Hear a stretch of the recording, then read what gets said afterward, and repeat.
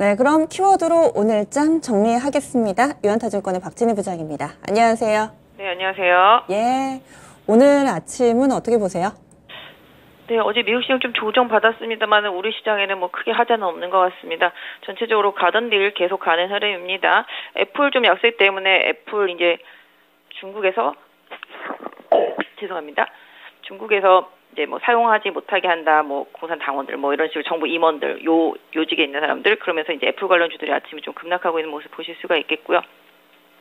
로봇 관련주들도 오늘 다시 또 강세 보여주고 있습니다.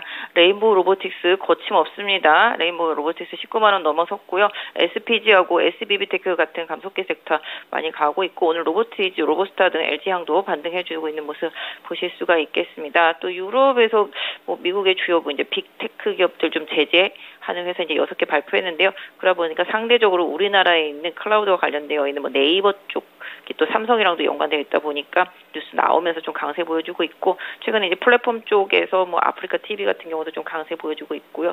전반적으로 이런 쪽에서 상대적으로 좀 강세 나타나는 요인이 좀 되고 있는 모습 보실 수가 있겠습니다. 반도체 같은 경우는 뭐 미국 시장 흐름 따라서 소폭 조정받고 있는 상황이지만 그 조정폭은 크지 않은 모습 보실 수가 있겠고, 비만 당뇨 쪽들도 여전히 강세 보여주고 있고요. 의료기기 쪽들도 룬이 중심으로 해서 일부 강세 이어가고 있는 모습 보실 수가 있겠습니다.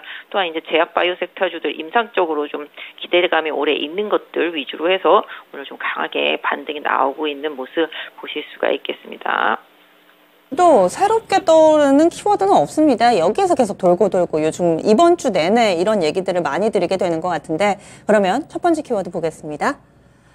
오늘 강한 쪽 로봇과 제약 바이오, 그 가운데서도 비만 치료제 쪽, 그리고 이제 학계 모멘텀도 대기가 돼 있어서 제약 바이오 쪽 매기 확산되는 모습도 뚜렷하고요. 로봇주들은 그 안에서 계속 순환매 양상을 좀 보여주고 있어서 강조해 주셨던 종목군들이죠. 오늘의 시세는 어떻게 활용할까요?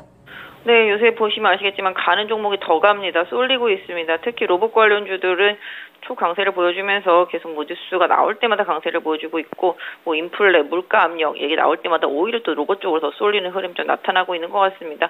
어쩔 수 없죠. 뭐 물가가 올라가면 올라갈수록 인력을 좀 대체해야 되는 부분들도 있겠고, 기업들도 계속 이런 로봇 쪽들을 좀 선호하는 모습이고, 대기업들도 쏙쏙 좀 로봇 산업에 더 집중을 하는 모습 보실 수가 있겠습니다. 최근에 레인보우 로보틱스 달리고 나서 최근에 또 SBB 뉴로메크까지 가고 있고요. 그동안 되게 안 가던 로보스타, 로보티즈도 강세 흐름 보여주고 있습니다. 또 상당히 무거웠었던 SPG도 최근에 강세로 올라오면서 직전 고점 넘어서는 모습 보실 수가 있겠습니다. 어떤 면에서 보면은 인간형 로봇, 이게 가속기, 감속기, 이게 되게 중요한데요. SPG라든지 SBB테크, 레인보우 이런 쪽들이 그래서 힘을 더 내주고 있는 모습 보실 수가 있겠고, RS 오토메이션도 추가 상승 이어가는 모습 보실 수가 있겠습니다. 또 하나의 시장 축이죠. 제약바이오입니다. 사실 경기랑은 크게 관련이 없는 상태이긴 하지만 최근에 금리 때문에 한 3년 피해를 봤습니다. 그 이후에 제약바이오 이제 임상 학회들이 줄줄이 있습니다. 이번 달에도 있고 다음 달에도 있고 계속 이어지고 있습니다.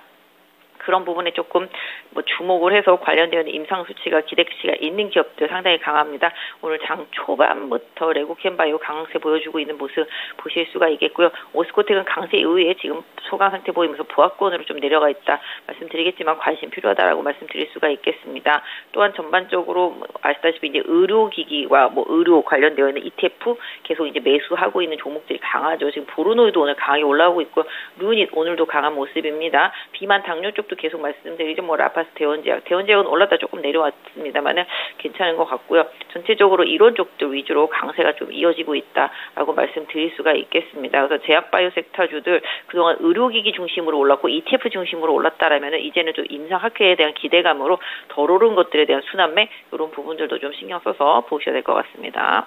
네, 다음으로는 두 번째 키워드 넘어갑니다. 오늘 살펴볼 두 번째 키워드는요, 온라인 서비스 쪽 강합니다. 플랫폼 쪽, 네이버를 필두로 해서 강하고, 콘텐츠 만드는 쪽, 뭐 게임도 강하고, 클라우드 서비스. 오늘 장 이런 움직임에는 어떤 배경이 있을까요? 뭐 사실 뭐 삼성이 뭐 보안 때문에 네이버랑 하겠다, 뭐 선택을 했다, 뭐 이런 뉴스도 도움이 되는 모습 보실 수가 있겠고, 특히 이제 EU가 미국에 있는 빅테크 기업들 위주죠. 이제 알파벳, 아마존, 애플, 바이트댄스, 메타, 마이크로소프트 이렇게 해서 이런 빅테크 기업들을 규제한다. 뭐 이런 부분이죠. 플랫폼 업체들, 뭐 삼성전자는 빠졌다고 하더라고요. 그래서 이런 부분들로 인해서 국내 업체들에 대한 수혜 기대감 이런 부분들이 조금 이어지는 것 같습니다. 그러다 보니까 좀 네이버는 아까 삼성과의도 협업 소식 뭐 이런 부분 때문에 더 강세 보이고 또 네이버랑 관련 있는 기업들 뭐 아까 말씀드렸던 대로 크라우드웍스 뭐 이런 것들도 좀 강세 보여주고 있고요. 아프리카 TV 같은 콘텐츠류들도 강세 흐름 보여주고 있습니다. 오늘 약간 메타버스 일부도 좀 올라오는 것 같네요. 그냥 자이언트 스텝만 그런 건지 모르겠는데요. 일단 그런 흐름이 조금 이어지고 있고 인공지능 뭐 이런 쪽에서 본다라면은 뭐 알체라 그다음에 플리토, 코난 테크놀로지 이런 식으로 지금 인공지능 섹터 쪽들까지도 다 전체적으로 올라오면서 그러니까 로봇 인공지능 뭐 이런 쪽들은 계속 지금 시장에서 주도적으로 자리를 잡고 있는 상태이고요. 그 안에 또 네이버가 좀 주도하는 흐름 그 외에 이제 컨텐츠 플랫폼 쪽에서도 뭐 오늘은 살짝 넷마블 반등이라든지 게임주 반등도 좀 눈에 살짝 띄고 있습니다. 이런 식으로 약간 관련되어 있는 종목들 쪽으로 뭐 두루두루 조금 순환매가 돌고 있는 모습이 좀 나타나고 있는데요.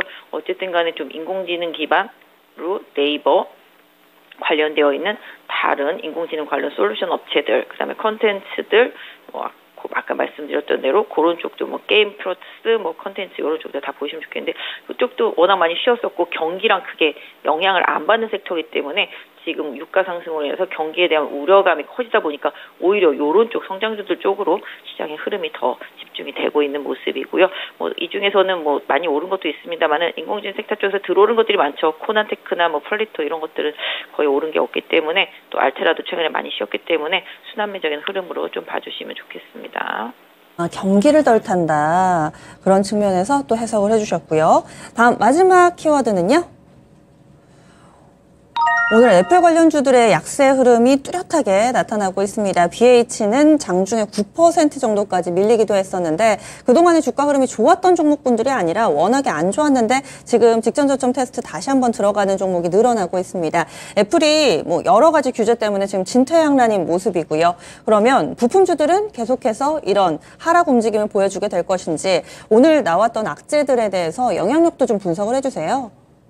사실 뭐 애플도 이번에 신제품 나오면서 기대감이 있는 상태이긴 합니다. 근데 뭐 중국이 워낙 애플한테는 큰 시장인데 중국의 이제 뭐 관리들 뭐 이런 부분들을 이제 애플 돈 못 쓰게 한다 뭐 이런 기사가 아까 나왔죠.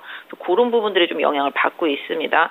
그러다 보니까 이제 심리적으로 좀 밀린 케이스가 되겠습니다. 그래서 애플 같은 경우는 일단 중국 시장이 큰 시장인데요. 요번에 신제품 나왔을 때 뭐 반응도를 좀 보긴 해야 되겠습니다만은 항상 뉴스에 심리적으로 계속 영향을 많이 받고 있는 모습 보실 수가 있겠습니다.